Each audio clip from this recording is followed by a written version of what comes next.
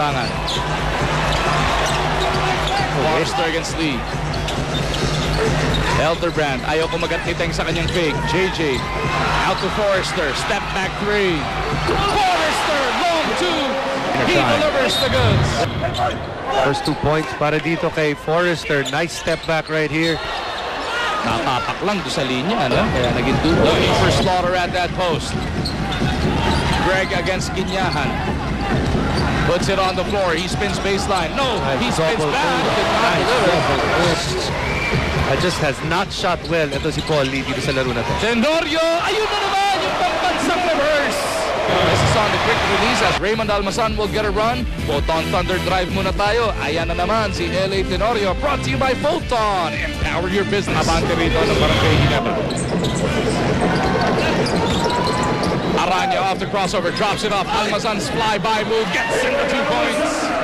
Better para dito kay Almazan. To show. Mula dito kay Almazan, Kagiwa, inaararo si Aranya.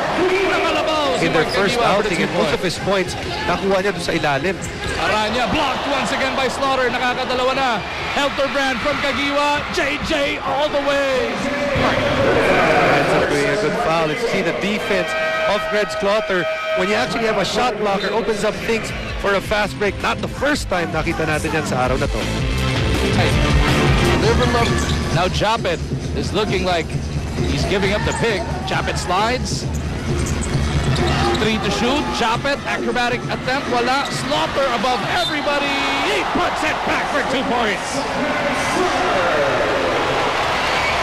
Simply can't teach height right now. Barangay Ginebra making full use of their legs. You see Greg Slaughter, he just puts his hands up and he's the tallest guy there, able to finish.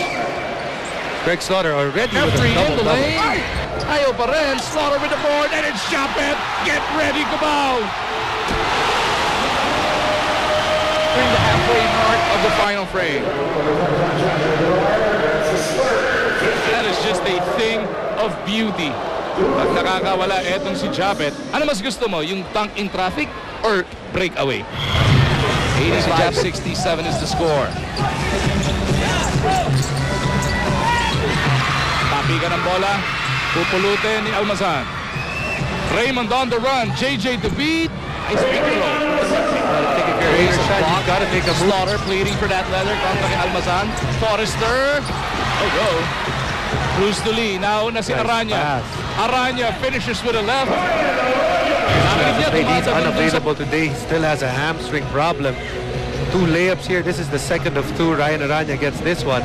Earlier, it was Almazan. Liberate assist of the game. This Liberate assist is brought to you by Liberate Silimarin Capsule. Helps protect your liver naturally. Be a liver lover with liver. Cruz, Almazan. Oh, throws it down in front of Slaughter. Wow. Almazan starts off with this. Greg Slaughter's on his right side, able to dunk it with the left hand. Shining moment for Almazan here in the PBA. Number 3 dominating from Dexters. They look to go 3-0 this coming Wednesday. Aranya buries a 3. Time not on their side, but right now Rainer Shine is on the move. Matalas, Almazan with a rebound. Here comes Aranya once again. Aranya against Kagiwa. Puts it up and in. Nasa siya mga bante ng Ginebra. Ryan Aranya has been a catalyst. That was a bad gamble on the part of LA. It's a good thing that Jeff Chan missed that for his team. Look at the crossover by Kagiwa. The pull-up is good. Mark Kagiwa, he likes this matchup and he wants to really take it into Paul Lee. Matalas yung tira mula kay Almazan. Tenorio against Almazan. Iniwan para sa malaki. Sabi ni LA, teka lang, ang laki-laki mo. Bibigay ko rin sa malaki ko. Points here. And then LA Tenorio add another assist to him. Greg Slaughter add another and 1. Assist number 8 para kay Tenorio. Tamama ng 8 rebounds. How did Barangay Ginebra weather all kinds of storms brought up by Rainer Shine? Tandaan natin, ha? Rainer Shine creep all the way back to within 2 points, Jason. You know, and you can also say Rainer Shine at the start of this game by being down 17 in the first quarter.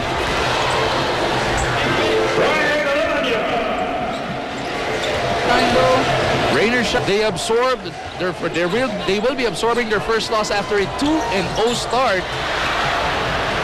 Should be an interesting tournament na naman para sa kanila as we go along.